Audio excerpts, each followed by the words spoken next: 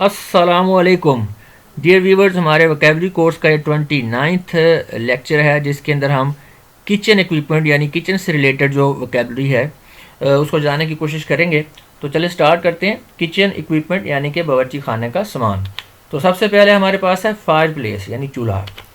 Video में आगे बढ़ने से पहले मेरी आपसे रिक्वेस्ट है कि इस वक्त स्क्रीन के ऊपर आपको जो नोट नज़र आ रहा है, वीडियो को पॉज करके इस नोट को अच्छी तरह से पढ़ लें क्योंकि ये आपके लिए इम्पोर्टेंट साबित हो सकता है।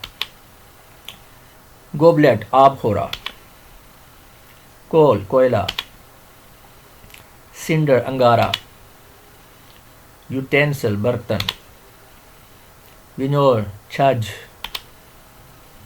फ्राइंग पैन कढ़ाई, डो गूंदा हुआ आटा, जिंजर अदरक, फ्यूल ईंधन, कप प्याला, नाइफ चाकू या छुरी, ट्रे ख्वांचा, मैच बॉक्स दिया सलाई, कॉक कॉक, कैटल केतली, बकेट बाल्टी या डोल, सीव छलनी, टोंग चिमटा, सॉसर तश्तरी, फोक कांटा, फनल कीफ।